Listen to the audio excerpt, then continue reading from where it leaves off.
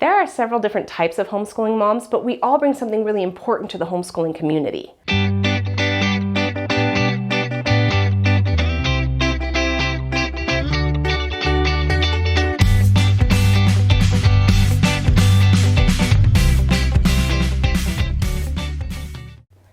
Everybody is unique in the way that they homeschool. Everybody is an individual, but I have noticed that there are three main groups, or generations is how I think of them in my mind, of different types of homeschoolers, and how they interact with each other really creates a solid foundation for the homeschooling community for everybody.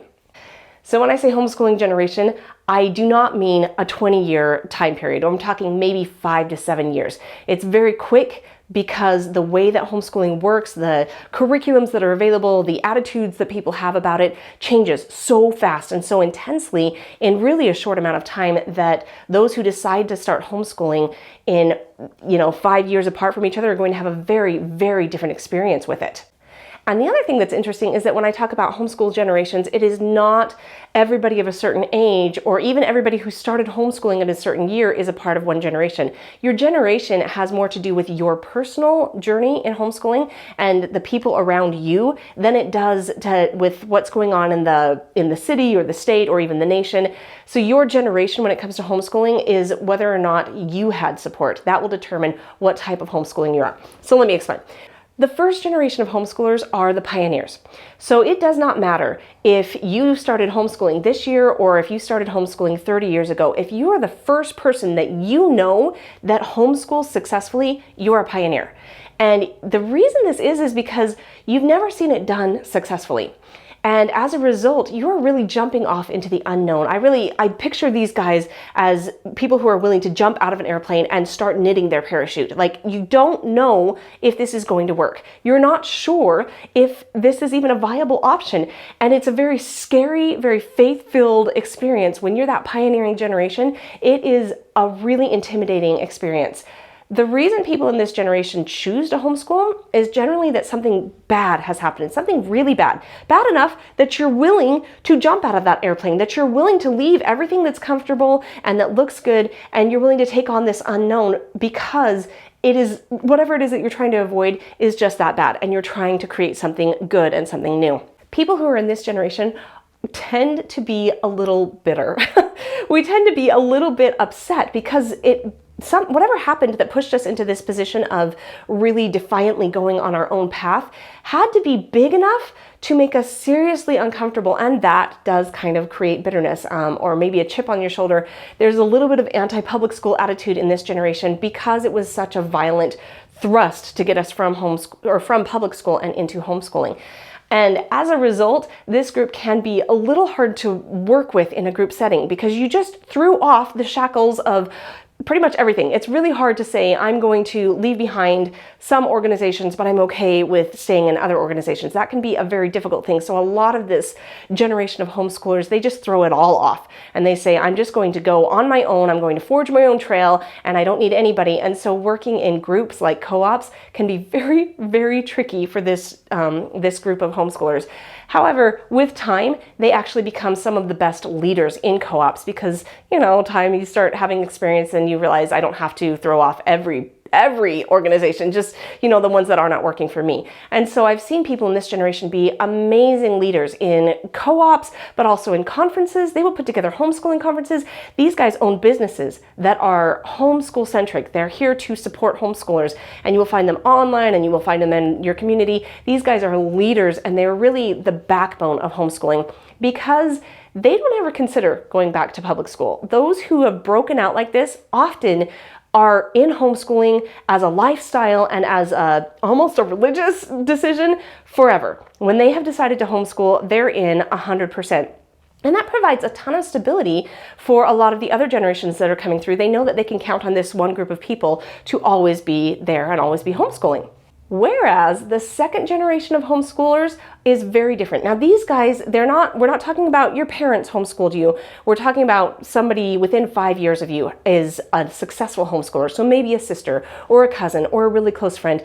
But the point is, the people in this generation of homeschoolers can see that homeschooling works. They're not diving out of a plane and hoping that something miraculously comes together and this all works out. They can actually see it. They are watching other people successfully homeschool. And so when they decide to homeschool, it's not a leap of faith, it's just a pragmatic decision. They're looking at it and they're like, public school isn't doing it for me. I think let's look at the other options. Oh, hey, there's homeschooling. I know whoever homeschools and they're having a good experience. Their kids seem to be well adjusted and everything's going well for them. So let's try homeschooling. Because it's not such a violent start for this generation, they tend to work way better in groups. They're not coming in with a chip on their shoulder. They're not really rattled by the experience of leaving leaving public school. They just chose to because it wasn't working, but this over here might work. They're also much more willing to go back to public school, either forever, that's an option in the future, or they will use it as kind of a buffet style that they'll say, oh, I want to pick up some classes over here from the public school and then maybe a charter school over here, and maybe I'm going to do some homeschool here. So they're really, really good at incorporating all the different pieces and being willing to try things in the different offerings that are out there and really improve the entire homeschool environment because they're able to say, hey, why can't my kids be in band? That's kind of silly. Let's push that envelope. Whereas maybe the first generation, they don't want their kids to be in band because what if they end up having to send them back to public school altogether? So they're kind of more the hardliners. But this second generation is like, no, I totally want my kids to be engaged in these big groups, and they open up a lot of doors that way because they are just willing to consider different options of working with different organizations. Which brings me to the third group. And I really, really feel bad for this third group, but I think they also have a lot of advantages because of the two groups that came before them. And this is the group where homeschooling happened to them. They didn't want it, they never considered it. And a lot of people in both of the other groups never considered homeschooling either, but when it came right down to it, they chose it. Either it was so bad that they had to choose it, or they just didn't like the options that were before them, and so then they chose to do homeschooling instead. This third group, they didn't choose it. It really was thrust upon them. And I think that's just so hard to not have that option to be able to make your own decision and own that decision. And it makes every challenge that comes up in homeschooling so much harder because you haven't bought in, you haven't decided that this is the path you want to walk. And so every single hardship that comes along just feels really big and not worth it. And do I really want to put in the effort to fix this, or do I want to send them back to public school? So there are some real challenges for this group. But this group also has a huge advantage of tons and tons of support. You've got not only the first and the second generation of homeschoolers there, but everybody else on earth right now who's having homeschooling thrust upon them. This is not the social stigma, it's not the faith leap, it's not the difficulty is just not the same for this group. And as a result, they have tons of support.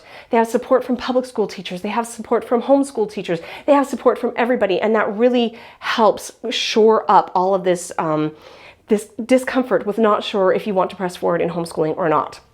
Now, a lot of people who fall in this category, now that public school is an option, are kind of vacillating. They're saying, I do want to send my kids back to public school because I didn't choose homeschool. That's not actually what I wanted. It just happened to me. But I think a lot of them are probably going to come back because there's just so much to be said for having so much more time with your kids. And I've had a lot of moms in this category talk to me and say, I love being able to be with my kids all the time. I just don't have enough time for myself, or I just can't figure out, what the long view is. I was never planning on homeschooling, and now I'm having to think about high school homeschooling. That's too big of a jump. I can't get on board with that. And so I understand that's a really big expectation to put on yourself when you never chose it in the first place. But I do think that there are going to be a fair number of people who have tried this out and who are like, I don't know what the future is going to hold. I don't know that I'm going to homeschool all the way through high school. I don't know. But I do love having my kids home more than I like having them gone all the time. And so I'm going to just try to work through these problems right now.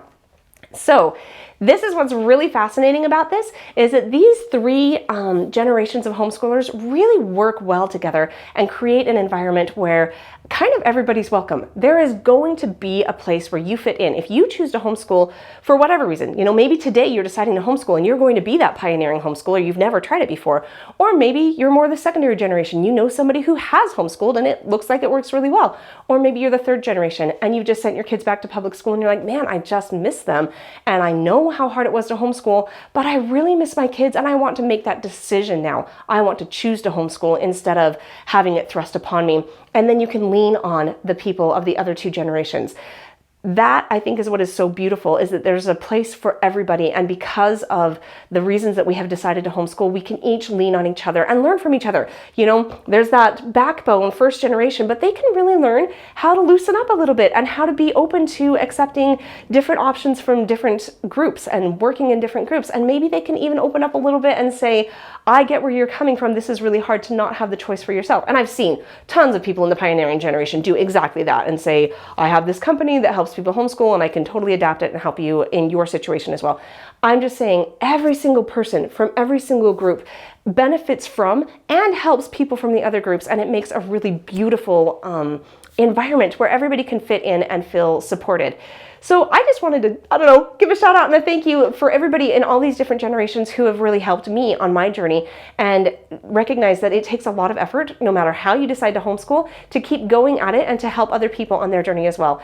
So what you're doing really, really matters, whether it is in your home, whether it is if you're helping in the public school environment. You being involved in your kids' education is really impactful, and you're doing a much better job than you think you are. Thank you so much. I'll see you in the next one.